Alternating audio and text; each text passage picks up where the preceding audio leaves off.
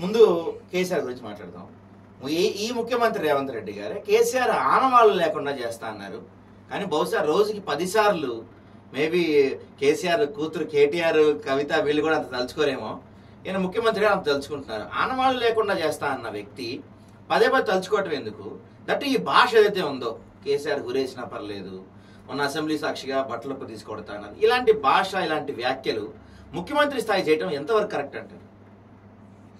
సాయి, ఒక వ్యక్తి ఒక పదవి వచ్చిన తర్వాత పరిపూర్ణత రావాలి.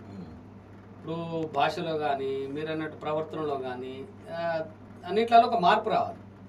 కానీ రేవంత్ రెడ్డి దగ్గర ఆ మార్పు కనబడతలేదు. పదవి వచ్చింది, ముఖ్యమంత్రి అయింది, కానీ ఆ భాష అదంతా కూడా ఆయన గతంలో ఏదైతే ఎమ్మెల్సీగా ఉన్నప్పుడో, ఎమ్మెల్యేగా ఉన్నప్పుడో, లేకపోతే పిసిసి అధ్యక్షుడు ఉన్న ప్రతిపక్ష నేతగా ఉన్నప్పుడో అదే కంటిన్యూ చేస్తా ఉన్నాం. కానీ ఎంతసేపు రేవంత్ రెడ్డి గారు ఆలోచిస్తుంది ఏంటంటే ఆయన పథకాలు చెప్పడం వల్ల ప్రజలు చప్పట్లు కొట్టాలా, ఈయనను కేరింతలు వేయాలి, ముఖ్యమంత్రి గారు బాగా చేశానని చెప్పాలి. కానీ ఆ రకంగా కాకుండా ఈయన మాట్లాడేటువంటి మాటల వల్ల ప్రజలతో చప్పట్లు కొట్టించుకోవడము, జై కొట్టించుకోవడము, ఇట్లాంటివి చేయాలనేటువంటి ఒక భ్రమలో ఉన్నాడు. అది తప్పు. ఎందుకు తప్పు అంటా ఉంటేనే, ఒక వ్యక్తి ఒక మెట్టెక్కినప్పుడు ఆయన మాటల తీరు చాలా హుందాగా ఉండాలా. దాన్ని ఏమంటాం మామూలుగా అంటే ఆయన చిల్లరతనం తగ్గాలి వాస్తవం.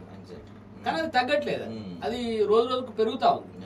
దాన్ని 2 రకాలు ఉన్నాయి. ఒక ఫ్రస్ట్రేషన్ కూడా కావచ్చు, లేకపోతే మళ్ళీ ఆయన వస్తాడేమో అనేటువంటి ఒక భయం కూడా కావచ్చు. ఈ 2 ఫ్రస్ట్రేషన్ దేని వల్ల అంటే ఫ్రస్ట్రేషన్ దేని వల్ల అంటే కాంగ్రెస్ పార్టీ సరే రేవంత్ రెడ్డిని ఇవాళ తీసేసి రేపు ఇంకోళ్ళని పెడతారు అని చెప్పి నేనేం అనట్లే, కానీ ఇంటర్నల్ గా కాంగ్రెస్ పార్టీలో ఆయన కుర్చీ మీద సేఫ్ గా కూర్చోలేకపోతుండ అనేది అయితే మనకు స్పష్టంగా కనబడతా ఉంది. ఎందుకు ఈ మాట అనాల్సి వస్తుందంటే, రేవంత్ రెడ్డి గారు ఏ కార్యక్రమం చేసినా లేదా బయట నుంచి ఏదన్నా ముఖ్యమంత్రి ప్రధానిని కలిసినా లేకపోతే ఇంకో వ్యక్తిని కలిసినా ఆ ఒక ముఖ్యమంత్రి పోయే కలుస్తుంది. కానీ ఇక్కడి నుంచి పోతే మాత్రం ఎంబడి బట్టి విక్రమార్కనో లేకపోతే శ్రీధర్ బాబు లేకపోతే కోమటిరెడ్డి వెంకటరెడ్డి ఒక షాడో ఈయన వెంటాడుతున్నట్టుగా మనకు స్పష్టంగా కనబడతా ఉంది. ఇంటర్నల్ గా ఆయనకు కూడా అది అనుభవంలోకి వచ్చే ఉంటది కదా.